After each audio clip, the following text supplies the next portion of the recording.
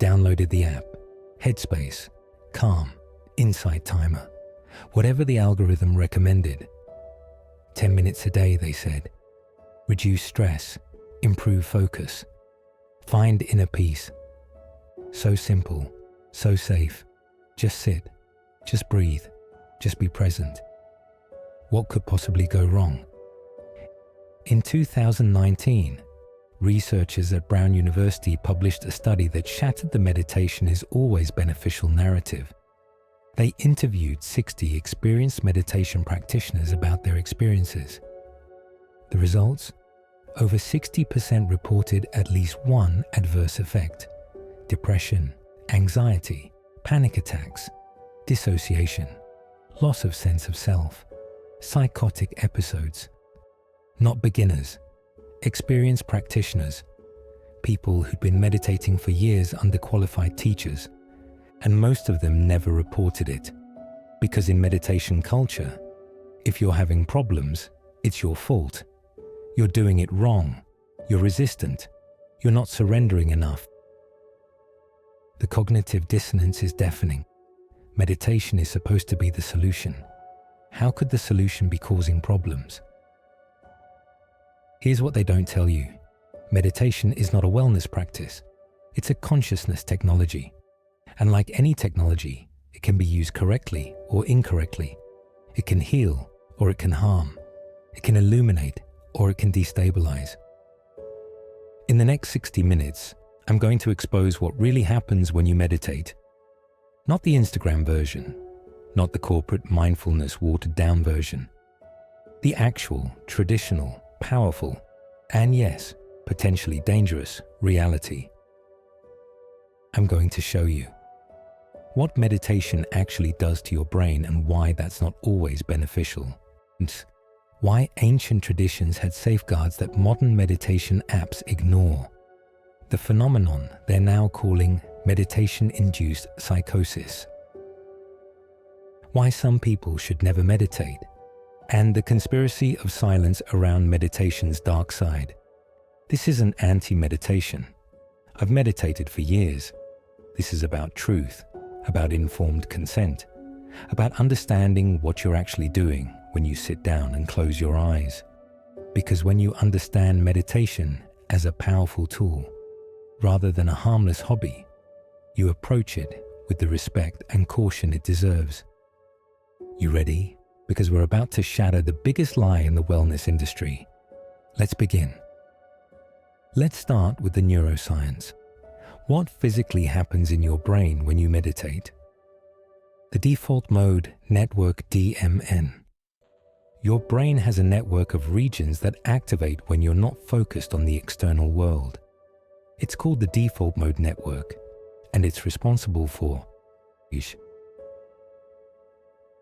self-referential thinking, thoughts about me, mind wandering, autobiographical memory, planning the future, ruminating about the past. The DMN is essentially your sense of self, your ego, your I identity. Research using fMRI scans shows that meditation, particularly mindfulness and concentration practices, reduces activity in the DMN. The longer you meditate, the more the DMN quiets down. This is why people report ego dissolution or loss of self during meditation. It's not mystical, it's neurological. You're literally reducing the brain activity that creates your sense of being a separate individual. For many people, this is therapeutic. The constant self-referential thinking, the me narrative, is exhausting. Quieting it brings peace. But here's what they don't tell you. Your ego, your sense of self, it's not your enemy. It's your psychological immune system. It maintains boundaries. It protects your psyche. It organizes your identity into coherent narrative. When you systematically dismantle it without proper support and guidance, you can destabilize your entire psychological structure. The prefrontal cortex paradox. Meditation increases activity in the prefrontal cortex, the part of your brain responsible for executive function, emotional regulation, and impulse control. This is good, right? Better self-control, better emotional management. Except when it's not. When you overdevelop prefrontal cortex control, you can become disconnected from your emotions. You can observe your feelings without feeling them. You can witness your life without living it. This is called spiritual bypassing through meditation. Using mindful observation to avoid actually processing emotions. You become calm, yes, but it's the calm of dissociation, not integration. The relaxation response. Meditation activates your parasympathetic nervous system, the rest and digest mode. Heart rate slows, blood pressure drops, stress hormones decrease. Again, sounds perfect, except for people with trauma. For trauma survivors, the relaxation response can actually trigger panic. Why? Because their nervous system learned that danger happens when they let their guard down. Relaxation feels like vulnerability.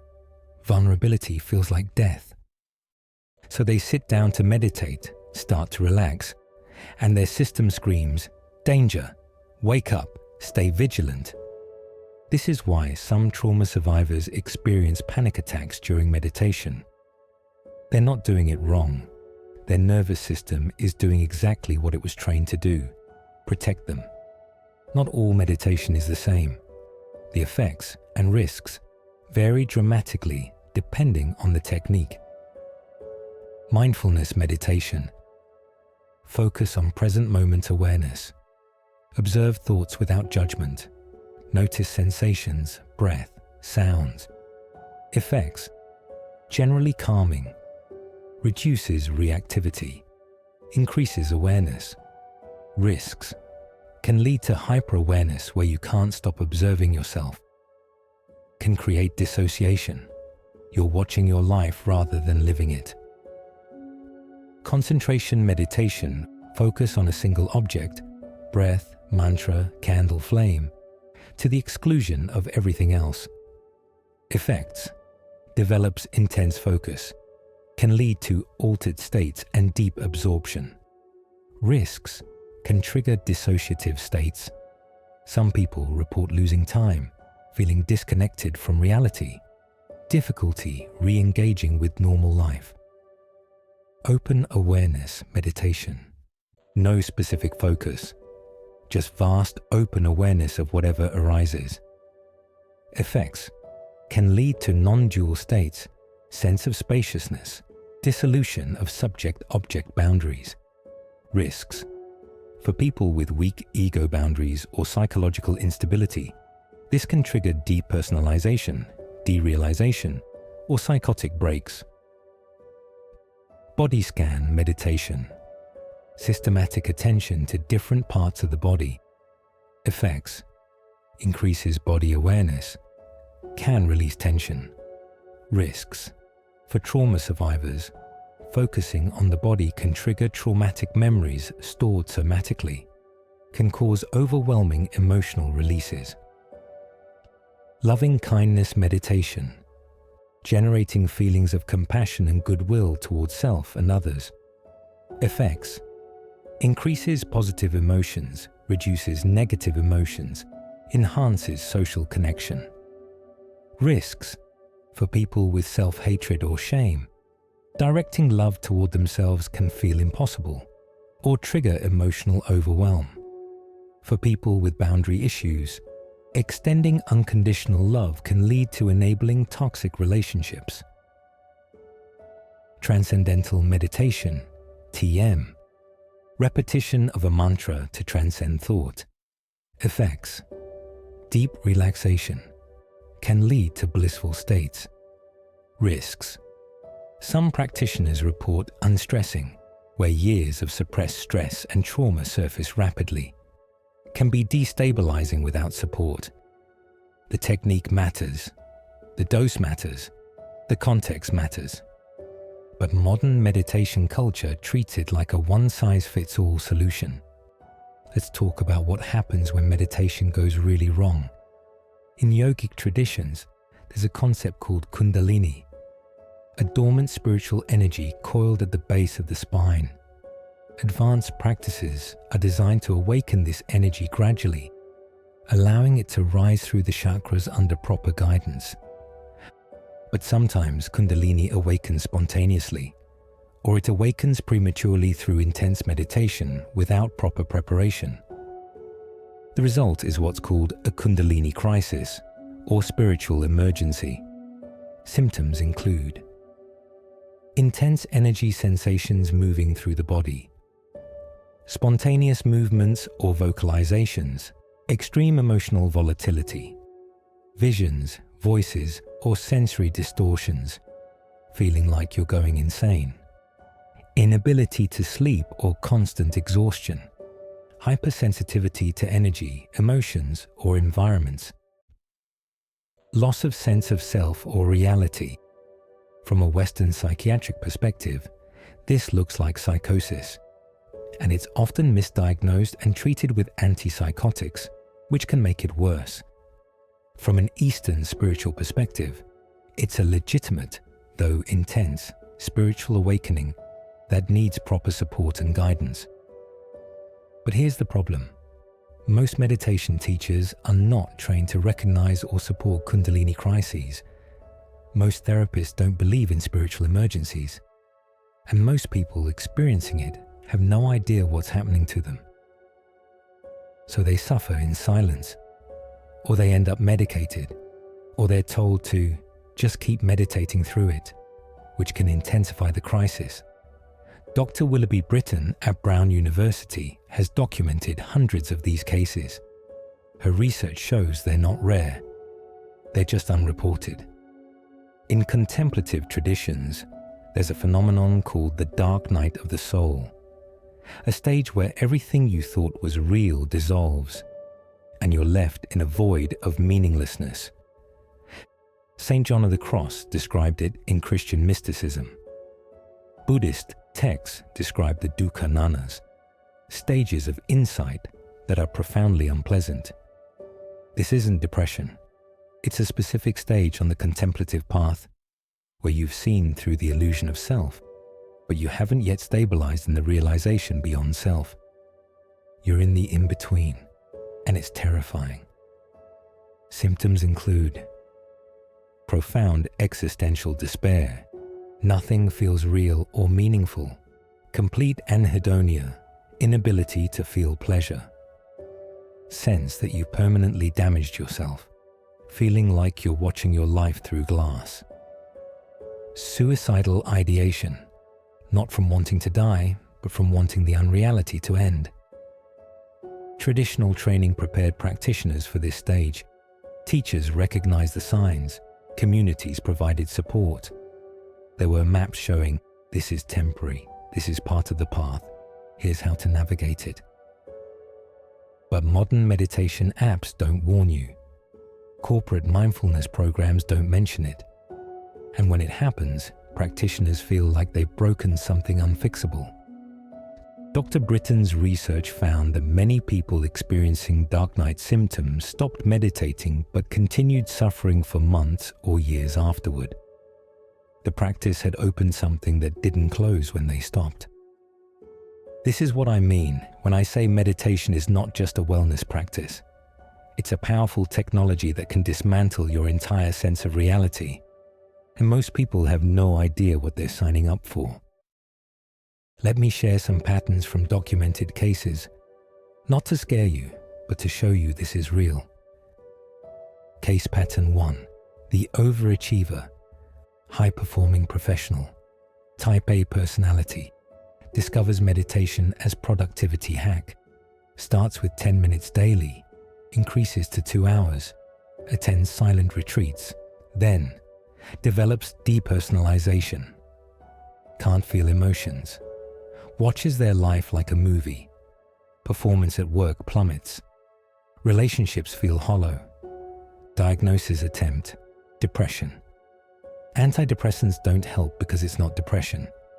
It's dissociation from over-meditation. Recovery, reducing meditation dramatically, grounding practices, reconnecting with emotions, therapy to rebuild sense of self. Case pattern 2, the trauma survivor, person with unprocessed trauma, reads that meditation helps with anxiety, starts practice. During meditation, traumatic memories surface. Instead of stopping, they think they need to go deeper to heal. They intensify practice. Result: re-traumatization. Flashbacks increase. Panic attacks worsen. Suicidal thoughts emerge. The meditation wasn't healing the trauma. It was triggering it without proper support for processing. Recovery, trauma-informed therapy, somatic experiencing, possibly stopping meditation entirely or switching to movement-based practices. Case pattern 3: the spiritual seeker, person searching for meaning, discovers meditation, experiences blissful states and insights, becomes convinced meditation is the answer. They quit their job to meditate full-time. Relationships become secondary. They spend 8 to 10 hours daily in practice. Result: complete dissociation from ordinary life, inability to function. What they thought was enlightenment is actually spiritual bypassing and dissociative disorder. Recovery, drastically reducing practice, rebuilding practical life skills, therapy addressing underlying avoidance patterns. Case pattern 4, the silent retreat. Casualty, person attends 10-day silent meditation retreat as a beginner. Little screening, minimal support. By day 3, they're having visions. By day 5, they can't distinguish meditation from reality. By day 7, they're in full psychotic break. They complete the retreat because no one notices or intervenes. Return home destabilized, spend months recovering. This pattern is tragically common at intensive retreats that don't properly screen participants or provide adequate support. Here's what's wild. The research showing meditation's adverse effects isn't new. It's been documented since the 1970s, but it's been systematically minimized, dismissed, or buried. Why? Follow the money. The mindfulness industry. The global meditation and mindfulness market is worth over $2 billion annually. Apps, retreats, corporate training programs, books, courses. Major corporations have implemented mindfulness programs. Google, Apple, Nike, General Mills, Target, and hundreds more. These programs are marketed as scientifically proven, evidence-based, risk-free interventions for stress reduction and productivity enhancement. If the public understood that meditation can cause serious adverse effects, that it requires screening, that it's contraindicated for certain conditions, that it needs qualified instruction and support, the entire industry would need restructuring. Corporate programs would require liability insurance. Apps would need warning labels. Retreat centers would need medical staff. So the adverse effects are framed as rare, as user error, as pre-existing conditions being revealed, not caused, by meditation. The mindfulness critique. Critics have been sounding the alarm for years. They call it McMindfulness, the commercialization and sanitization of meditation, stripped of its ethical and spiritual context. Traditional Buddhism taught meditation within a framework of ethical conduct, the 5 precepts, community support, Sangha, qualified teachers, graduated instruction, warnings about pitfalls, maps of stages and potential difficulties. Modern mindfulness gives you an app and says, just observe your breath for 10 minutes. It's like handing someone a scalpel and telling them to just make small cuts. Surgery is a healing technology, but not without training, support, and understanding of risks. Let's be clear. There are people who should not meditate, or at least not certain types of meditation, without proper support. Contraindications. 1. Active psychosis or schizophrenia. Meditation can blur the boundary between internal mental content and external reality. For someone already struggling with reality testing, this can worsen symptoms. Some research suggests mindfulness-based interventions can help schizophrenia with proper adaptation support, but standard meditation practices are contraindicated. Second, recent severe trauma. If you've experienced severe trauma within the past few months and haven't had any processing or therapy, intensive meditation can be destabilizing. Your psyche has protective mechanisms keeping that trauma at bay so you can function. Meditation can override those protections prematurely. Gentle, trauma-informed practices with professional support, potentially helpful, but solo intensive practice, dangerous. Third, dissociative disorders. If you already struggle with depersonalization, derealization, or dissociative identity disorder, practices that further reduce sense of self can worsen symptoms. You don't need less sense of self. You need more integration. 4. Severe depression with suicidal ideation. The inward focus of meditation can intensify rumination for some people with depression. The stillness can amplify suicidal thoughts rather than calm them. Some evidence shows that behavioral activation doing things is more effective than meditation for severe depression. 5. Certain personality disorders. People with weak ego boundaries or identity diffusion, common in borderline personality disorder, may experience intensified instability from practices that dissolve ego boundaries further. 6. Recent psychedelic use. If you've recently used psychedelics, adding intensive meditation can create compounding effects, too much boundary dissolution, too fast. 7. Attachment trauma and dissociation. People with early attachment trauma often develop dissociation as a survival mechanism. Meditation can strengthen that pattern rather than heal it. These people need connection, embodiment, and safe relationship, not more disconnection through meditation. Here's a question nobody asks. Who's qualified to teach meditation? In traditional Buddhist contexts, teaching authorization required. Years of personal practice, often 10 to 20 years minimum. Completion of long retreats, months to years in duration. Study of texts and teachings.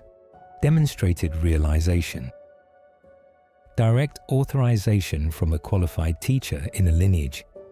Now, you can take an 8-week course and become a certified mindfulness instructor. Some certifications require as little as 40 hours of training. That's 1 work week. Would you go to a therapist with 1 week of training? Would you trust a surgeon with 40 hours of practice? But we let people with minimal training guide others through consciousness-altering practices that can destabilize the psyche. And most of these teachers have never experienced adverse effects themselves. They don't know how to recognize them. They don't know how to support someone through them. When a student reports problems, the teacher's response is often, "Just keep practicing, it'll pass." That's your ego resisting. You're not doing it right. Notice the thoughts without judgment, which is meditation speak for "I don't know how to help you." This is systemic negligence disguised as wisdom. Silent meditation retreats have become popular in Western culture. 10-day Vipassana retreats, Zen sessions, various intensive programs. Here's what should happen before someone attends an intensive retreat. Psychological screening, medical history review, assessment of meditation experience, evaluation of current life stressors, informed consent about possible adverse effects, plan for support during and after. Here's what actually happens. Fill out a form online. Pay the fee. Show up. Most retreat centers do minimal screening. Some do none at all. You could be in acute psychological crisis. Sign up for a 10-day silent retreat and be accepted. You could have no meditation experience. Decide to start with 10 days of intensive practice, and nobody stops you. You could be on psychiatric medications that interact badly with intensive meditation, and no one checks. And when something goes wrong, when someone has a psychotic break, a panic attack, a dissociative episode, most centers are not equipped to handle it. They might have a support person who's just another practitioner. Maybe they'll let you leave early. Maybe they'll tell you to sit with it. Some people have ended up hospitalized. Some have died by suicide shortly after retreats. And the centers continue operating because there's no regulatory oversight, no licensing requirements, no accountability. It's consciousness experimentation without informed consent or medical supervision. Let's get deeper into the neuroscience, because the reality is more nuanced than meditation is good or meditation is dangerous. Neuroplasticity is neutral. Meditation changes your brain. This is well documented. But neuroplasticity, the brain's ability to change, is not inherently positive or negative. If you're training your brain to observe without reacting, that can be helpful for anxiety. Or it can create emotional blunting where you can't access appropriate emotional responses. If you're training your brain to sustain attention, that can improve focus. Or it can create rigidity where you can't switch between tasks flexibly. The change itself is neutral. The effect depends on context, dosage, and individual factors. The dose-response curve. In pharmacology, there's a principle. The dose makes the poison. Small amounts of a substance can be therapeutic. Large amounts can be toxic. This applies to meditation. 10 to 20 minutes of mindfulness daily might reduce stress for most people. 2 hours daily might cause problems. 10 hours daily, like in intensive retreats, can be destabilizing for many. But meditation culture often assumes more is better. If 10 minutes helps, surely 60 minutes is better, and 6 hours is enlightenment. Not how it works. More is not always better. Individual differences matter. Your brain is not like everyone else's brain. Your trauma history, your genetic predispositions, your current psychological state, all of this affects how you respond to meditation. Some people's brains need more stimulation, not less. For them, meditation can feel torturous and may not be helpful. Some people need more structure and guidance. Open awareness practices might destabilize them while concentration practices help. Some people need to feel more. For them, practices that create distance from emotions are harmful. There is no one-size-fits-all. The context collapse. Traditional meditation happened within a supportive community, a clear ethical framework, a comprehensive philosophical system, qualified guidance, cultural understanding. Modern meditation is extracted from all of that context and delivered via app while you sit alone in your apartment. Context matters. A practice that's healing in one context can be harmful in another. Let's talk about how meditation has become the ultimate tool for avoiding your actual life.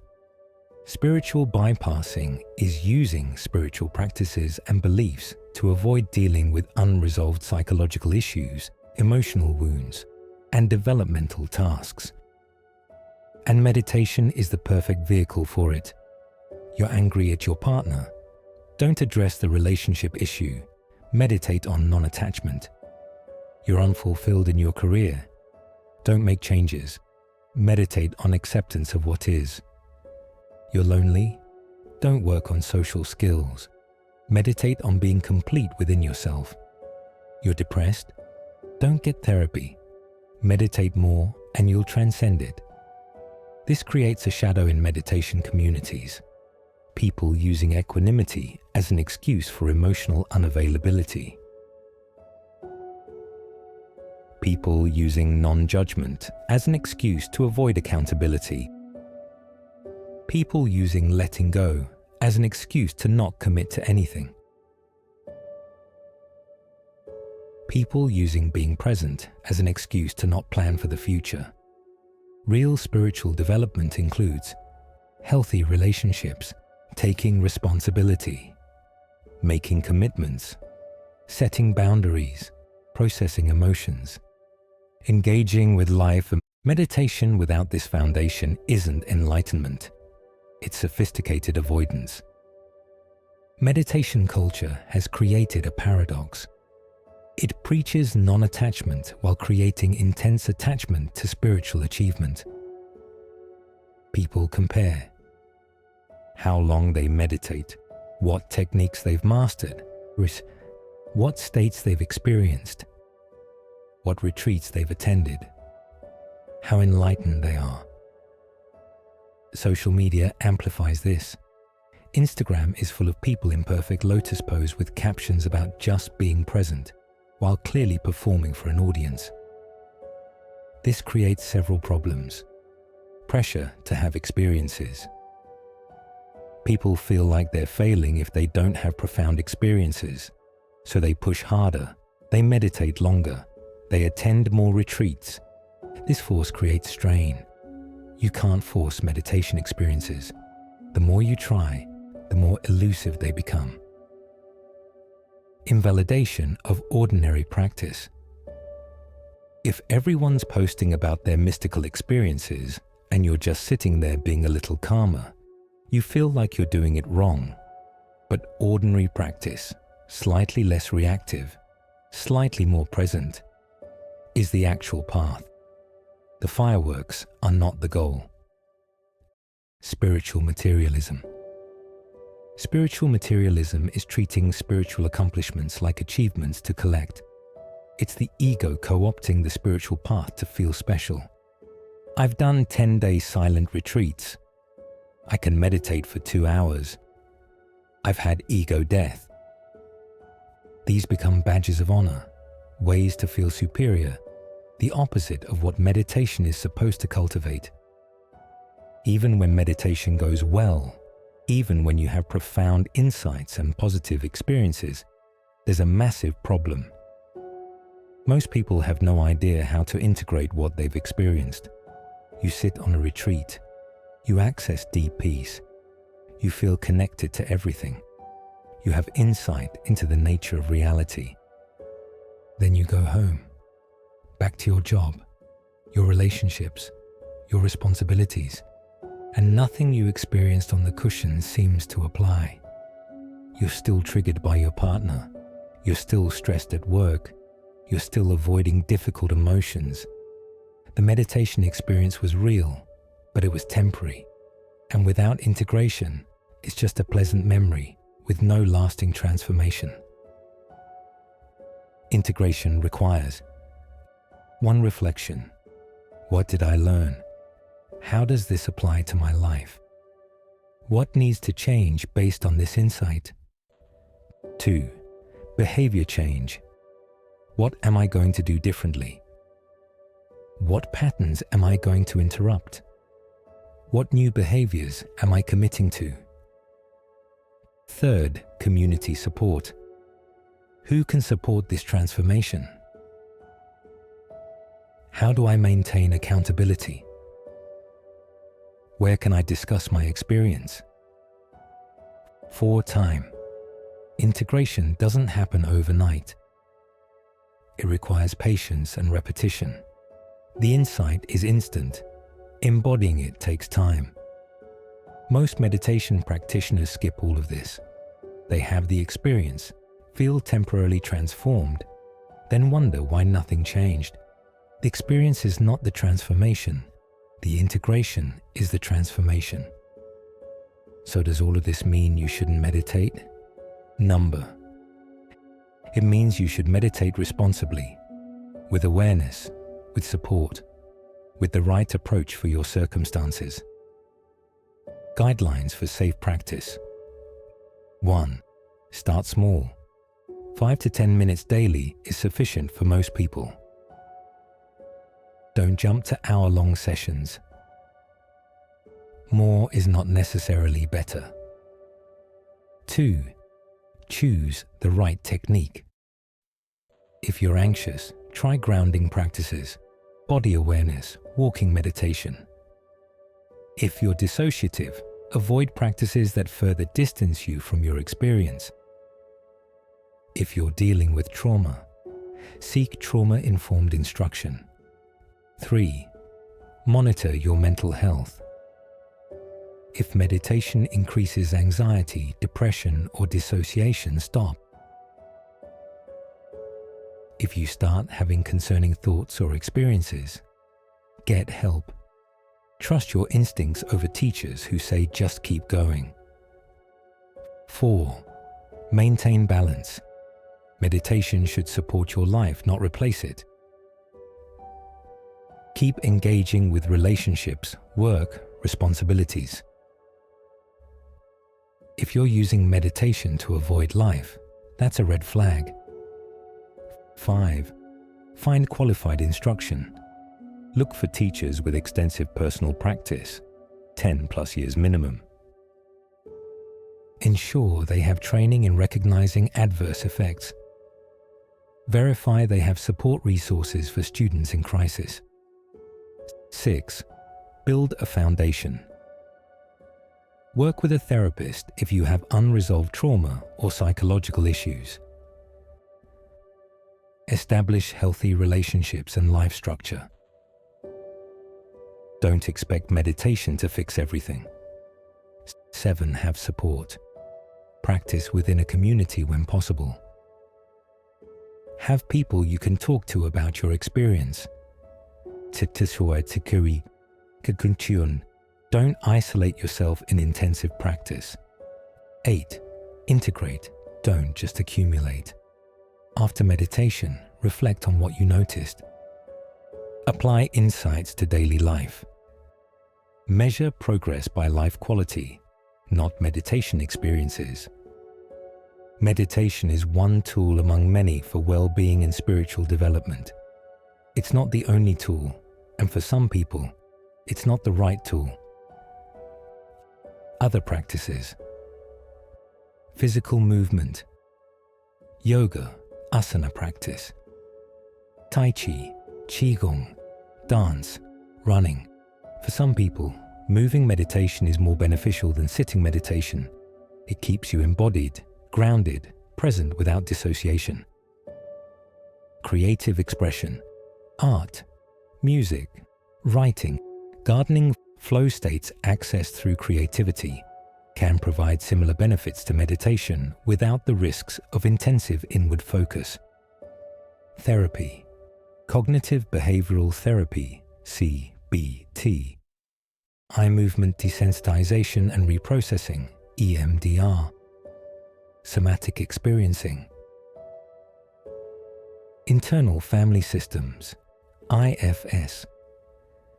Sometimes what you need is not meditation, but psychological healing with a trained professional. Service. Volunteering, helping others, community involvement. Getting out of your head and into purposeful action can be more transformative than any amount of sitting. Nature immersion, hiking, camping. Simply being in natural settings, nature has profound effects on mental health without any of the risks of intensive meditation practice.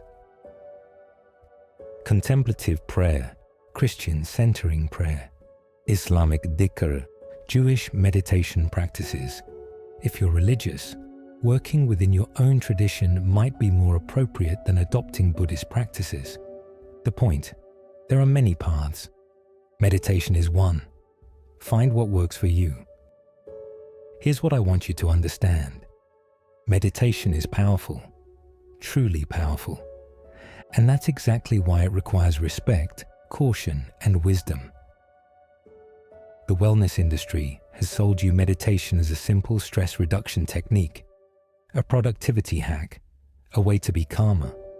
That's like saying a chainsaw is a simple cutting tool. Technically true, completely missing the point. Meditation is a consciousness-altering technology developed over thousands of years by contemplatives who dedicated their entire lives to understanding the mind. They mapped the territory. They identified the pitfalls.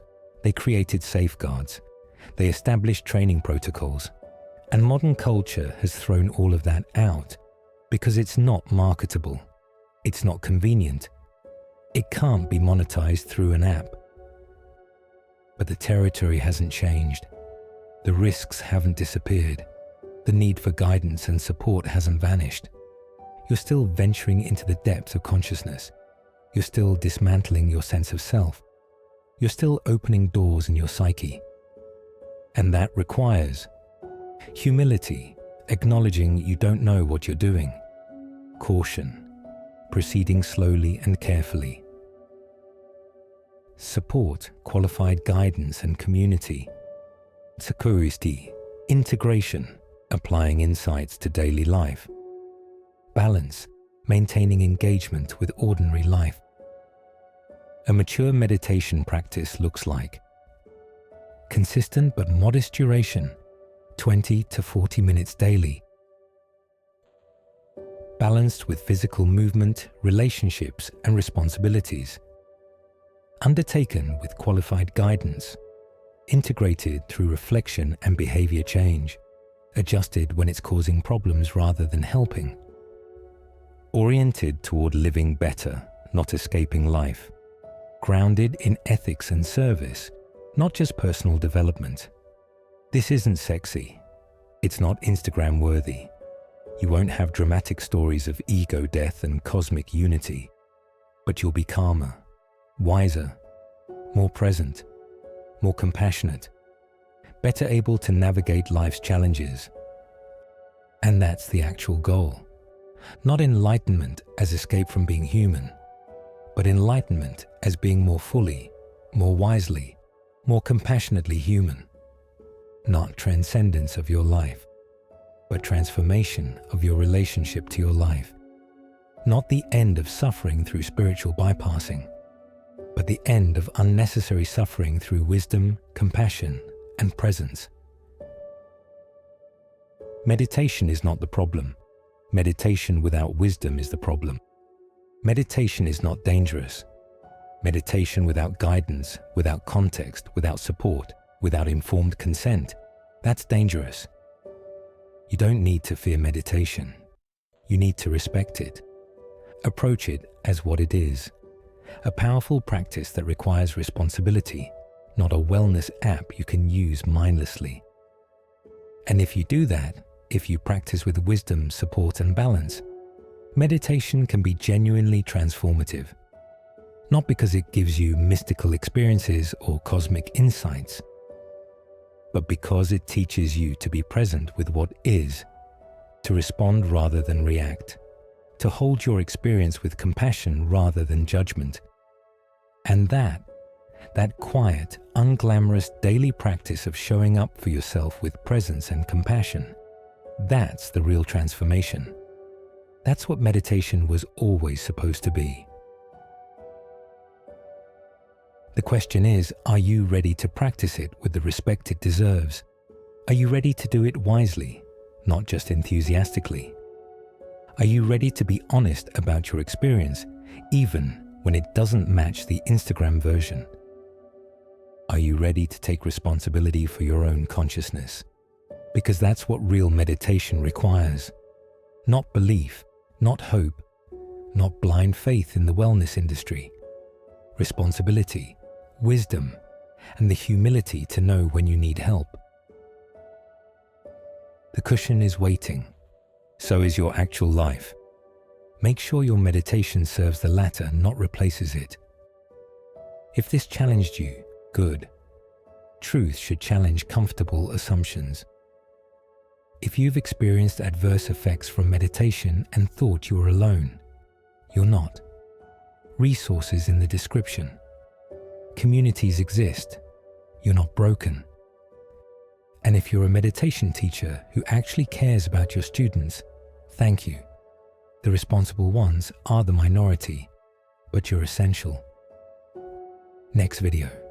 The entities some people encounter during deep meditation, what they are and why traditional teachers knew how to handle them, while modern teachers don't. See you there. Present, grounded, and wise.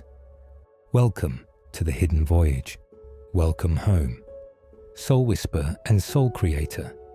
The Hidden Voyage